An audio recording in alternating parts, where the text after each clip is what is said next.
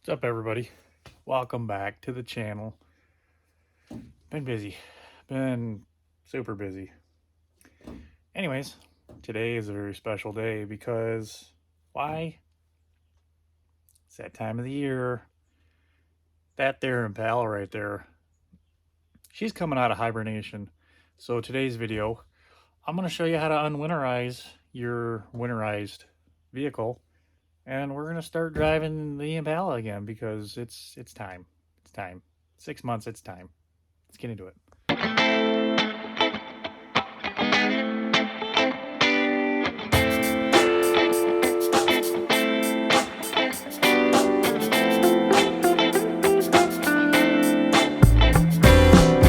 So if you guys are new to the channel, thanks, welcome.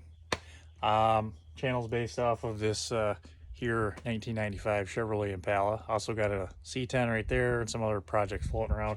Anyways, what we did back in October was we went through and we winterized this here Chevrolet Impala because I live up in the UP and, well, it's springtime, but look, there's still snow piles. So with that, we winterize our cars, or at least I do, and I don't put this one on the road because I don't like road salt. I don't like driving in the winter. Summer car. I'll drive it in the rain, not in the winter. So now, if you want to go check out that video, I'll drop a link in the description somewhere in the playlist there. You can see we winterize the Impala. So now we're gonna do the opposite of that and get her out. What do you got to do first? Well, let's pop the hood and show you. So, good thing to do is I just start under the hood, because why not? We just did an oil change on it, so should be full. But always check your oil if it's been sitting. Yeah, nice and full. So start there. And then just look around and see if there's anything obvious leaking out. You know, coolant. You want to check that out. Oh yeah, we got plenty of greens in there. Make sure we got no obvious leaking underneath. I think we got a, I don't know, we're actually pretty good. Make sure, check out your radiator and just, you know, no critters or anything got into it underneath here. We will check the transmission once it's running and up to operating temperature. Brake fluid, I can see that my brake fluid level looks a little suspect there, so let's check that out and see what's going on.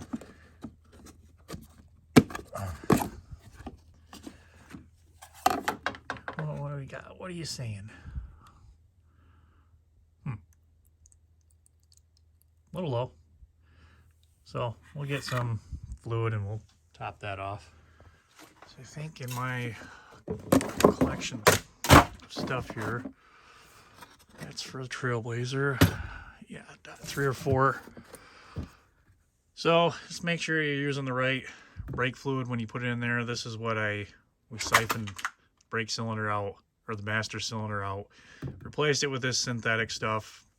Like this one here is just .3 brake fluid. Just read your manual and see what kind you got. If you don't know, get the blend version. If you don't know if it's synthetic or not, don't go with synthetic. Yeah, but I know this is specifically what I've been using for the Impala, so let's top her off. So we don't need much. It's obviously looks a little dirty in there. So we'll just call that, let it seep into the other one, and we'll call it good. I have a video coming here later, probably this summer. What is up with this? Anyways, a video later this summer where I'm going to suck down the whole brake system and replace all the fluid in it anyway. Want to do like a stealth bolt mod, I guess. It's one of the Impala Geek things. We're going to try to attempt that, and I think it's pretty much just take that out of the proportioning valve, and you put a little bolt in there, and then what it does is it does stuff in science, and you get better brakes, I guess. So we're going to work on that here, but not today. So the next thing we're going to do is we're going to check out the battery. Started it a lot here this winter, pull it out of the garage. I didn't let it run super long. I know I had to throw the charger on it here once. I'm going to actually pull the terminals off. We're going to clean those up and then put some stuff on them. Keep them from corroding out. Make sure the ends are really good. We're going to throw this thing on the charger, and while we're doing our other stuff, let the battery charge up. So for battery on GM, it's just usually a 5/16. You always want to start with your negative side, because negative, you touch the body, you're not going to do anything. But if you go with the positive and all of a sudden you got a really long super wrench, you arc it off, you're gonna start a fire. This thing will start glowing red. Don't ask me how I know. So, anyways, go ahead and take it off. Righty tighty, lefty loosey.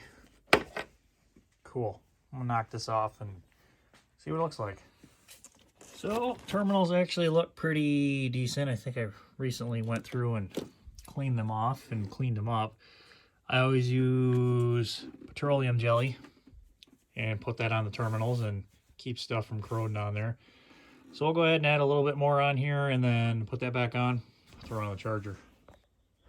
So now I got that on there. I did notice that's tight now. You want to make sure your battery's not rubbing, because sometimes these will rub and then a cell will leak, or these will overflow and then you get the acid down in there and then it corrodes out your plate. So if you notice anything like that, pull her off, clean it up, replace it, do whatever. So that's enough on the batteries. Next we'll move on. I did notice I'm missing a nut right here. I don't know where that went to, but try to find a nut for that here. So you just want to look for any little obvious things like that. So there's a nut missing there, and yeah, pretty much everything else is good here. Check out the power steering fluid, make sure that is nice and full. Yeah, it's full. I like to smell them, make sure it doesn't smell burnt or gross or anything, because that'll put you in a bad spot. Next thing, especially on these LT ones, check out the water pump area. Make sure you don't have any glycol or coolant leaking out of there. If you do, replace any seals, fix it. You can see from just sitting, we're starting to get a little bit of corrosion here. This always happens on these freaking water pumps. Aluminum housings, they'll tend to get nasty through here all the way around. You can pull this plate off, clean them up, but this one's actually pretty good for right now. So we're good there. Want to check hoses out, make sure they're not all cracked and weather stripped and whatnot. These were just replaced last year with the radiator, so those are good. This lower one here on the heater core, it's not all the way up against that, so we might try to loosen this and try to get that on there. I think my heater core hoses though are getting pretty soft or ready for replacement. We'll have to eyeball them here a little bit and see what those are. Maybe we'll replace those here very soon. So after you check out all your hoses, you want to make sure to check your belt out. Make sure the belt's not weather cracked. Everything looks good, nice and tight. Yeah, go from there. If you got a standard home plate, air box, check your air filter out, make sure that's good. Cone filter, these rarely need service, so 1,000,000 mile according to K&N. So it's always good to check them though, because sometimes they do get funny little indents in them and they rip, and then you don't want to be sucking in crap all the way through there. So yeah, that's it for really under the hood. Nope, I lied. There's a lot more stuff to check out under the hood. Let's get into it. So check out the distributor, the good old Opti Spark. Make sure all the spark plug wires are looking good. They're not chafed, they're not ripped. You don't have any new marrings on them. They're not up against any of your headers or anything like that, or exhaust manifolds. Or they're not going to get all bound up. So check all those out. Make sure those are all good to go. Ours look good there. I like to check the known failure point sensors, like the temp sensor for your gauge inside, which is on the passenger side head, and then the one for the PCM, just right there in the water pump. Make sure those wires are good because, you know, exposed. Front of it, you know, check out your condenser. No new holes, no new leaks. Everything is good there. Your radiator, it's good, it's solid, it's stiff. It's not going to be moving around. Your lines down here for the transmission are not leaking. Oil cooler in the front, make sure it's not leaking. Over here for the oil cooler side of it, make sure that those are nice and tight and not dripping down and leaking. Fans, give them a spin. I think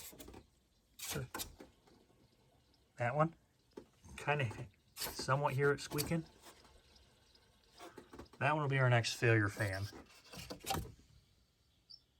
Nope, this one.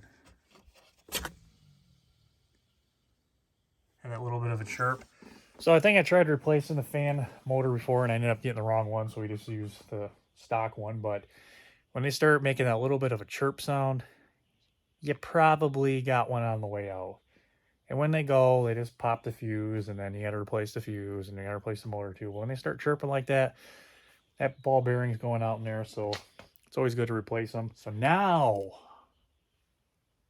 we got all the vittles underneath here, so let's move on to the, you know, exterior. So go ahead, flip on your headlights, and just do a headlight check, tail light check, all that. Make sure your side marker lights are working properly. You got your fronts on. These are dims. Of course, those are good. That one's good. Yeah, see our little peanut bulb over here isn't working. What the heck? It's working over here. So we'll have to address that. Go around the back side. Jones here. We got our side ones here working. The running lights are working. Well, we got our trunk light working. We got this side's all working. Cool. So we got that one, but let's check the high beams and the blinkers first. So high beams are on both sides, and just a little, you know, cheat secret for you. Turn your hazards on and you'll be able to tell both blinkers are working. So we got them both working on this side. Peanut light's blinking on this side, that's good. And let's check out our LED lights. Yep, they're all working there. So we just got to check out that little marker light there on the side and figure it out. Let's crack into this side marker light and see what it's doing. So these are a pretty simple single Philip. What is up with all this? Got a hair on it, or magnets, magnetic. Wow. Anyways, you got just one Phillips over here. One Phillips screw, not very big. Don't drop it, because if you drop it, you're probably going to lose it in there, and then you're probably going to run it over because it'll eventually fall over, and then you get a flat tire. Ask me how I know. Well, can my hand just not get in here because my hand is freaking cold? Come on. Come on. Maybe because I'm trying to do it one-handed. I don't know. Jeez. Drop it just like that. Anyways. So once that's off, this has just got a simple, you know, tab over here. And you just pull it forward. And there you go, there's a tab. So our light that's not working is this one. It could be this guy right here, or gal, whatever you prefer. Let's pull it off and go hit our light and see what's going on. So, as you can see, I barely touch it, and it kind of, it doesn't like, I almost wonder if we got a loose wire in here, because it seems to be the connector is not more gooder. Well, there it goes. I'll pull this off. We're going to clean up those little terminals in there and put some dielectric grease and see if it works. So I don't know if you can see, those tabs are not very tight in there. So I'm just going to take a little pick here and we're going to, pick the inside of them, scrape some of the metal electrode away. And then I'm going to take that pick as well and I'm going to bend those tabs towards the center. Hopefully it tightens that up. We'll dab some dielectric grease in it and be good. So I don't know if you can see that. I took little pieces of machine wire and I just cut them and I put them in there. And now what's going to happen is it's going to take up some of that space in there. So when we go to put our ball back in there, it'll be a nice, tight, secure fit. And those contacts will be in there really nice and tight. So I'm going to put some grease in here and put that in and hopefully it's fixed. All right, there we go. So if you're wondering, just machine wire is all I use to put in that socket. Just cut a piece in there and jammed it in there and it's pretty good. This is like $1 from Harbor Freight. It's always good to have. And also, look what fell out. My screw. She came out. So, let's pop that back in. That's just as simple as making sure that tab lines up with the hole back here in the fender. Right back there. You're in there. Kind of line it up. Make sure the front side here goes underneath in. You'll hear it pop like that. And that hole's lined up. Put your screw back in and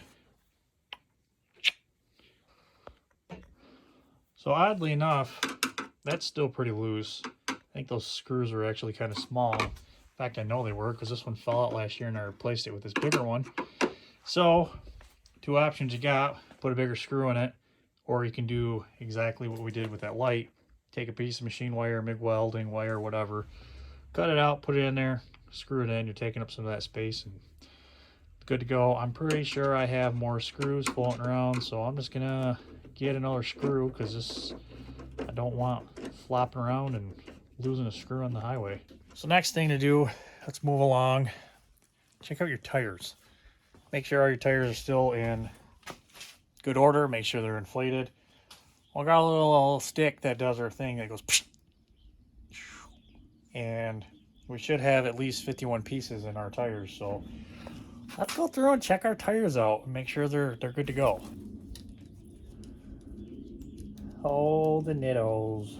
Nitto, nitto, nitto, nitto. Ooh. 30. So we're going to add some air to that one. 30 pieces all the way around. I think tire pressure on 50, 51, so let's add some air. So once you get all your air inflated, probably would not be a bad idea to go through and make sure that all your lugger nuts are they're nice and torqued. So I gotta go get my one to hold that because that's a special one, but go around your car and torque your lug nuts because that's probably a good thing to do. Go. So checking out lug nuts, I look up, I notice this front wheel, it's got a slight kick out. You can kind of see it to the right there versus this side where we're pretty much straight. So what I think I forgot to do when I did the front end parts was I think I didn't quite turn it enough. So we got to do a quick alignment on this thing. Get that tire straight. So what I think it was this spring is actually compressed down a little bit more from when the original alignment was, because now they got the front end jacked up. She's straight, and that's kind of what I was going off of. Good to know though, I did have the old one still, and I went through and just made sure it was the same length across. And I marked this passenger, and then, you know, out, just for outer. So that's the reference. So here's where I was talking about. I actually took this one. If you can compare it, the length by length, where it's at, it was the same size. But I went ahead and loosened these up, and you spin it, and it's either going to pull this together or it's going to separate it apart, depending on which way you turn it. So our wheel was cambered out a little bit to the outside. So we're going to put a turn and a half. We'll go 2 turns just for sake of sake. And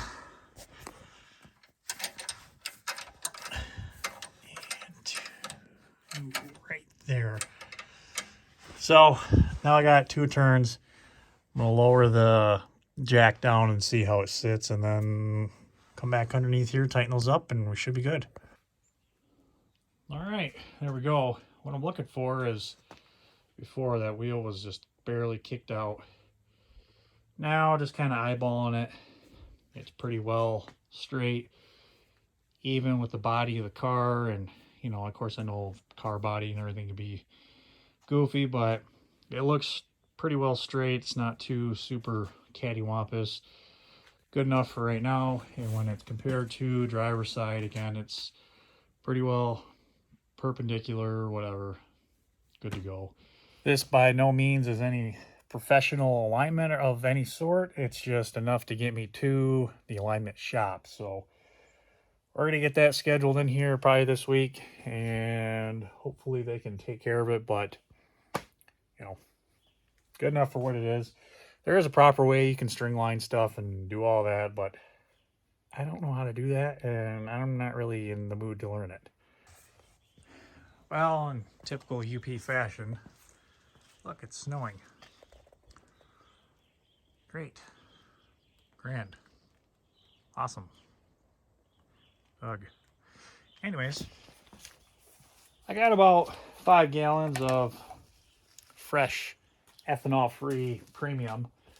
We're going to throw down the throat neck there, the gas tank, because it's been sitting all winter with stabilizer in it.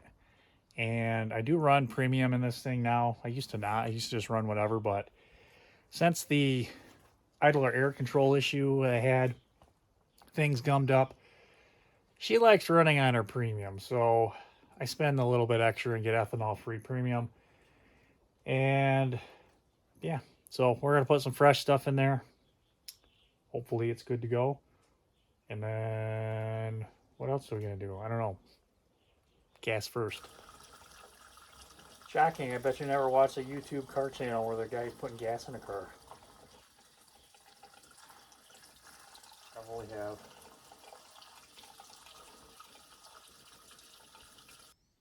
So we got the writing on there from, you know, springs and new name of the car, Bam Bam, by the way, and all our list right here. We can kind of figure out what we're going to do with that, but we don't want this on the car while we're going down the road. So how do you remove that? Got a couple options. Best way I like doing it, that doesn't seem to scratch glass or anything. Works well with stickers too. Take your spray away. Go ahead and soak it on there. Doesn't have to sit very long. Take a razor blade and whoosh, razor blade it off till it's gone. You know,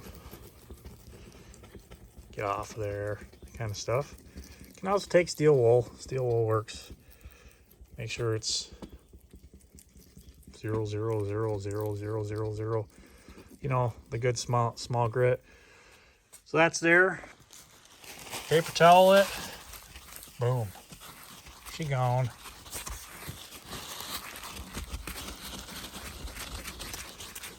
Just like so. Those spots, get after them again with the steel wool or razor blade, but there it is. Minus a couple of spots I missed. No scratching, no nothing. I'm gonna get all these taken care of, wipe down the windows, and move on. Freaking temp dropped like crazy. Anyways, so now you get to this point, you got all your windshields all cleaned off, and you know, all the ledgerings off. Go ahead and open up everything and, you know, take out stuff you don't need. Trash. Come on. Anything bouncing around. Trunk's actually pretty clean. Call that good. But let's see what we got inside here. Yeah, like got a random car cover. Got a bag. You know, just stuff. So go ahead, remove anything that you don't want in the car because you don't want it in there. And then we move on to the next process, which is cleaning. Okay, so unhook the battery because your battery, you know, is still hooked up charging. Fire it up, see what it does.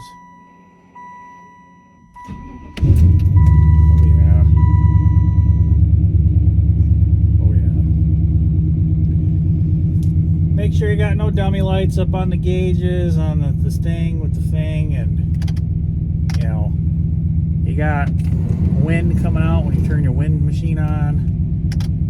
Your radio comes up. Cool. Back her up and let her warm up.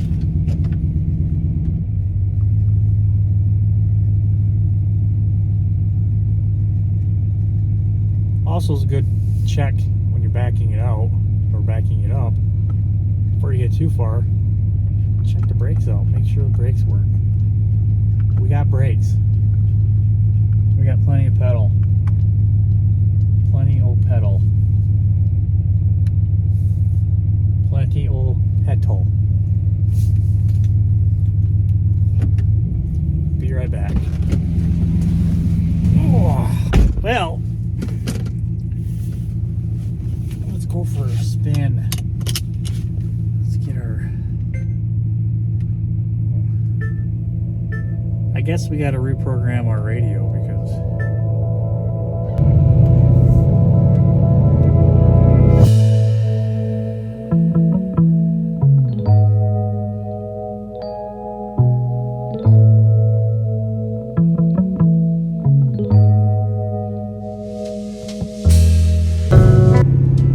But you want to make sure that you got no heavy pulls one way or the other. Make sure all the brakes are all working all properly.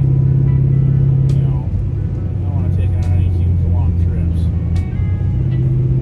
Make sure transmission's shifting right. Get back, we'll check the transmission fluid. Seems to have developed a wind noise over here.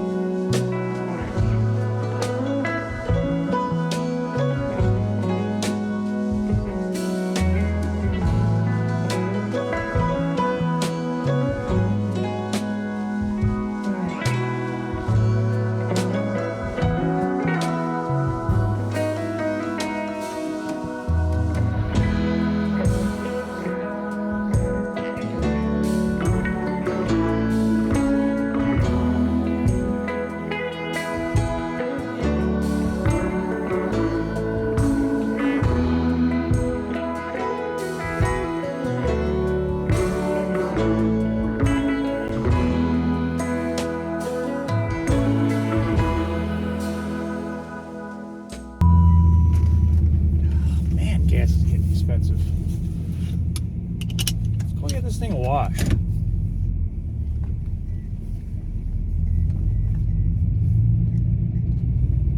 Car wash.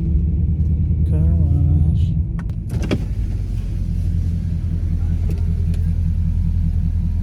$15. Holy crap.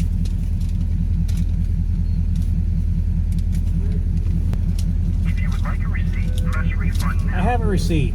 I bought it.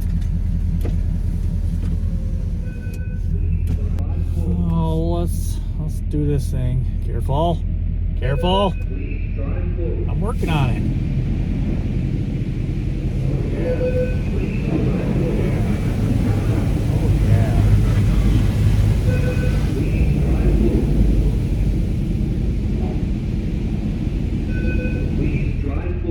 Okay.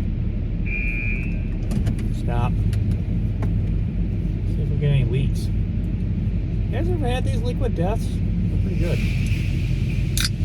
I like the mango.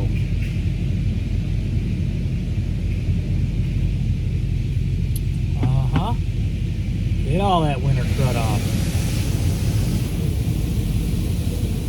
So far so good, no leaks here. Trunk's my major concern. Uh-huh. Good over there. Cool.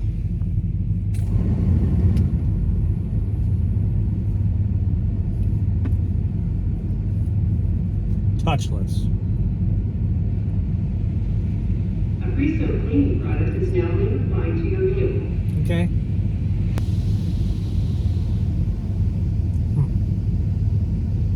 Got a slight oil burning smell. Or if that's just residual burning off or what. Or maybe we got a new leak somewhere.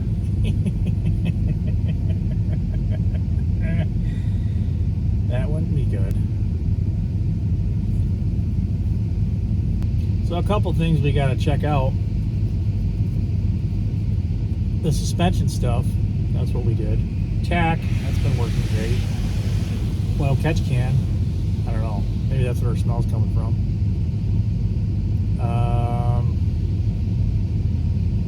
I don't know. We did a lot of stuff to this over the winter. What is going on here?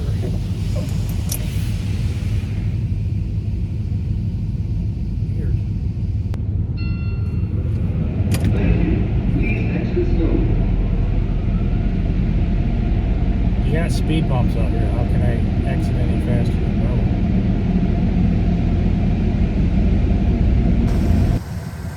Wow. In the sunlight, with the snow, and a fresh car wash. Still got the compound spatters. Have to clean those off. All in all, pretty good. Missed some soap. Chugging along.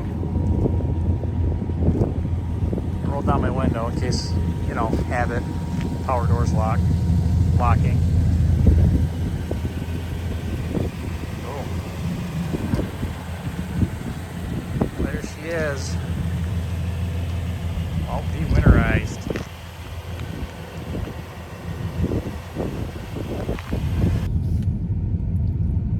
Well, let's we'll take her for another quick spin. Get her home while it's over it. End this video off.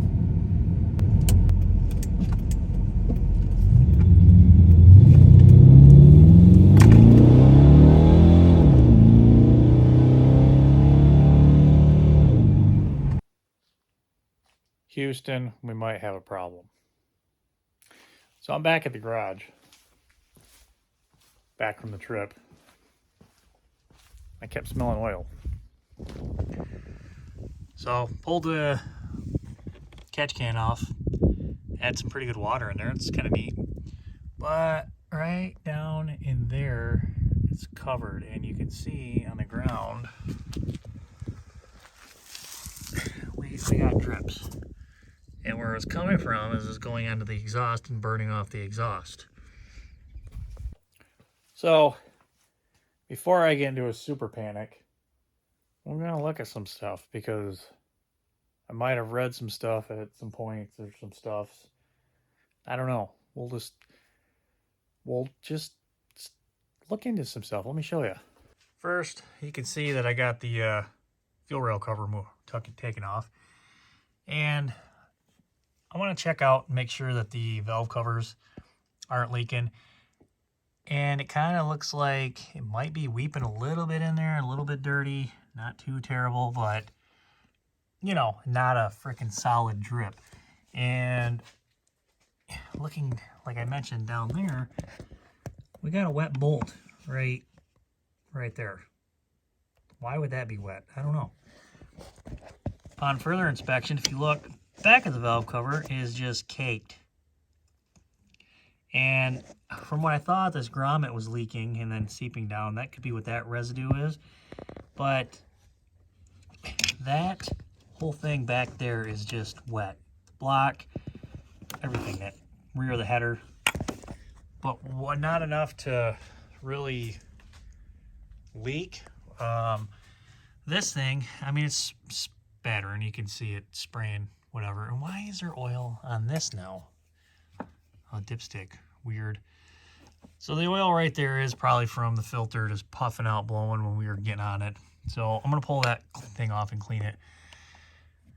But that still doesn't solve our problem on why we have a massive, super leak down there by the starter. So as we kind of get under the car, you know, you might think it's those lines. Nope, those are transmission lines. But look, it's seeping down from the control arm. I think that's from the filter. But the starter is covered.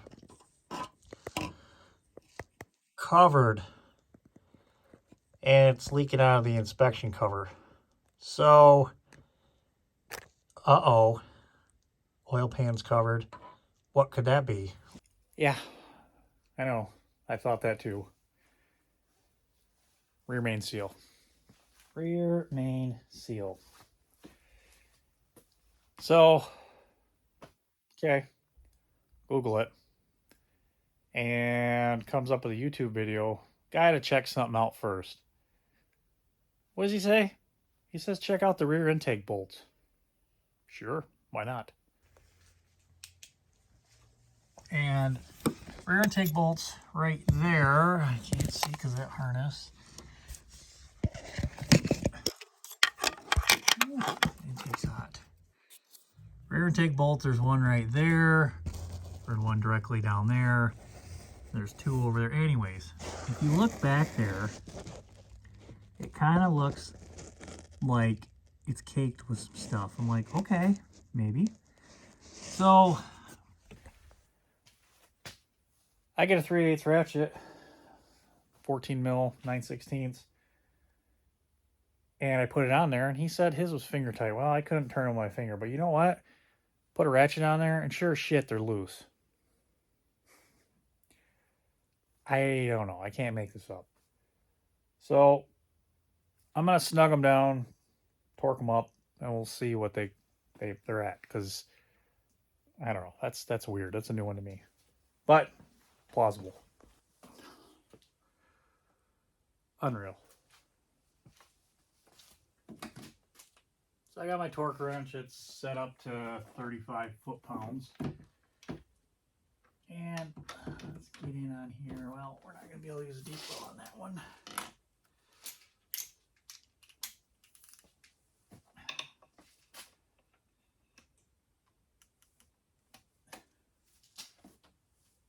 Make sure that's on there.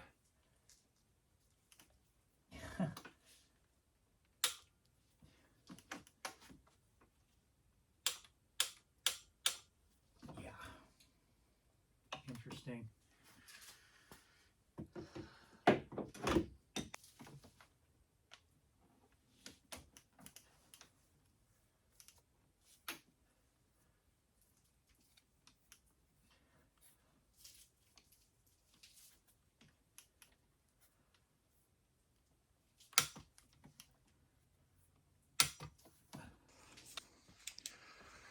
So as you just saw, I got them all tightened up.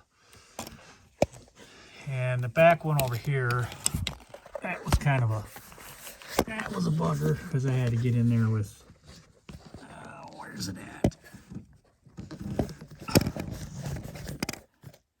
Right right there.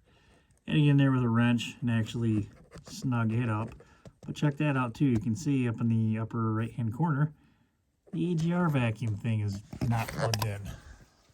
I don't know if I knocked that off when I was screwing around back there or what the deal was, but who knows. So I'm gonna take some brake clean, just douse it back there, let everything flush off, and then pull that filter off of that catch can, get that all taken care of. I did dump out probably about a half ounce of water out of that catch can, so she's doing good. Okay, moment of truth. We seem like we're all, I don't know, somewhat dried off of there. I gotta fix this vacuum line really quick. Get it off the header, start her up and see what it does. Hopefully it doesn't go boom.